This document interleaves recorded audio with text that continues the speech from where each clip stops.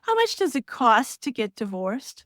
That's number one thing people usually ask in the initial consultation. The answer is always it depends. It depends on how much time it takes, and we can't really control how much time it's going to take because we can't control the other side. We can't make them cooperate. And if the other side hires an attorney, that attorney may be efficient and help us get to negotiations quickly, or that attorney may be disorganized, evasive, and uncooperative. So we just don't know how much time it's gonna take, and that affects how much it's gonna cost. A lot of times people ask, "Can we make the spouse pay the attorney's fees?" Well, you can do anything you want by agreement, or if you have a mediation and they agree to it. But generally, when you go in front of a judge, the judge is gonna say each side pays their own attorney's fees. So if the other side is dragging things out because they think that you're gonna pay the attorney's fees, you might let them know, "Well, chances are you're gonna have to pay your own attorney's fees, and the longer you drag this out, the more it's gonna cost." If you find a firm that doesn't bill by the hour, but they give you a flat rate fee, make sure you know exactly what you're getting for that flat rate because usually they're very limited in their representation.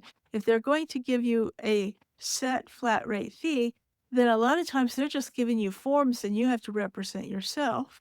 Or they're going to do specific things, but not everything that comes up. They're not, if something unexpected happens or something doesn't progress the way it's supposed to, then you're on your own or you got to come up with more money. And you need to find out, are they gonna go to court for you? Are they expecting you to go to court by yourself? Most attorneys charge by the hour, so you need to know what their hourly rate is. And you need to know, is this an attorney that is a sole practitioner that has no help, no paralegal? Or do they have a paralegal? And if so, how much is their paralegal's hourly rate? Because the paralegal could save you a lot of money. The paralegal can do things like draft pleadings, file pleadings, call the court, get trial dates, call opposing counsel, get documents sent over, and tell you what's going on in the case, all at that lower rate. Whereas if the attorney has no paralegal, then they're going to be charging you at the attorney rate to do all of those things.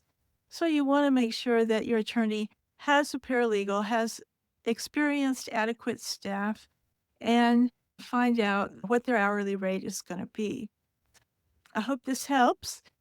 If it does, I would appreciate it if you would subscribe and like this.